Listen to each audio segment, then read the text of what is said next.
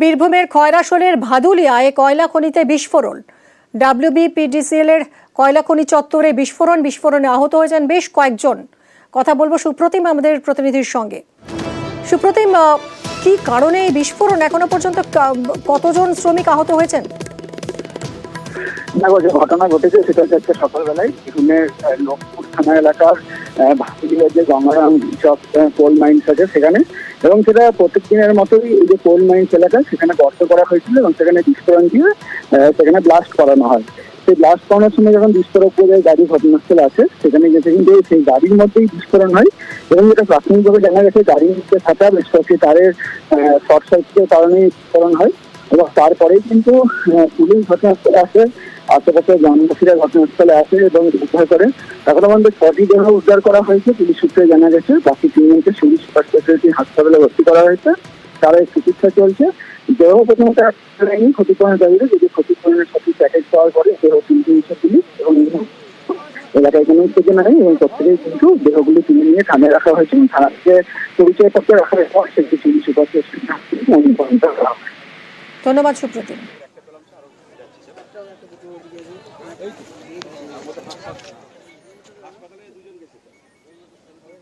বিশাল গম্ভীর একটা আওয়াজ আছে, তো গম্ভীর আওয়াজ শুনি মনে হয় আশেপাশে কোথাও হয়ে যাবে, তো বাজি ফুটছে। তারপর কিছুক্ষণ খবর আছে ব্লাস্টিং হয়েছে, এসে 4-5টা বডি পড়ে আছে, আর মানে বোঝা যাচ্ছে না কার কোনটা বডি কার কোনটা মাথা। আহত এখন আপাতত 2 জন হসপিটালে নিয়ে গেছেন। আর মতো খবর পেলাম যে ভারত গাড়ি ফুটে গেল, এসে বোধহয় দেখছি আমাদের লোকগুলো না, আমাদের ভাগ্নেটা বলছে আমাদের গাড়ি ফুটে গেছে মামি।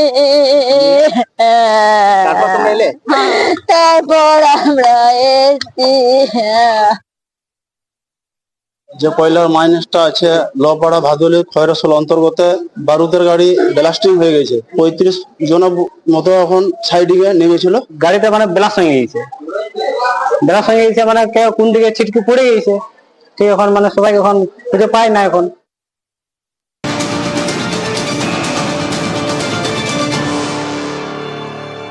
কয়লা খনির দুর্ঘটনায় দ্রুত উদ্ধারের নির্দেশ, শ্রমিকদের চিকিৎসার নির্দেশ বীরভূমের জেলা শাসকের। কয়লা খনির ঘটনায় উদ্বেগে নবান্ন। কথা বলবো সোমরাজ আমাদের প্রতিনিধির সঙ্গে। সোমরাজ, কি বলা হচ্ছে নবান্নের পক্ষ থেকে? দেখো, ইতিমধ্যেই বীরভূম জেলা শাসকের সঙ্গে গোটা ঘটনাটি নিয়ে কথা বলেছে রাজ্যের মুখ্য সচিব মনোজ পন্থ এবং দ্রুত উদ্ধার কার্য শুরু করার নির্দেশ দেওয়া হয়েছিল। পাশাপাশি রাজ্যের মুখ্য সচিবের তরফে নির্দেশ দেওয়া হয়েছে যারা আহত হয়েছেন তাদের যাতে প্রয়োজনে কলকাতা হাসপাতালে নিয়ে আসার ব্যবস্থা করা হয়। যারা আহত হয়েছেন গোটা ঘটনাটি নিয়ে ইতিমধ্যেই রিপোর্ট চাওয়া হয়েছে। কিভাবে এই ঘটনাটি ঘটলো, যেটা সূত্র মারফত জানা যাচ্ছে এই কয়লা খনিটি ওয়েস্ট বেঙ্গল পাওয়ার ডেভেলপমেন্ট কর্পোরেশনের অধীনে, কিন্তু তারপরেও সরকারি কয়লা খনি হওয়া সত্ত্বেও এই কয়লা খনিটি একটি সংস্থা লিজ নিয়ে চালাচ্ছিল। ফলত এই কয়লা খনিতে কিভাবে এই ঘটনা ঘটলো গোটা বিষয়টি সম্পর্কে বিস্তারিত তথ্য চায় নবান্ন এবং বীরভূম জেলা শাসককে গোটা বিষয়টি দেখতে, নজরদারি করতে এবং রিপোর্ট দেওয়ার নির্দেশ দেওয়া হয়েছে বলেই নবান্ন সূত্রে খবর। ধন্যবাদ সোমরাজ।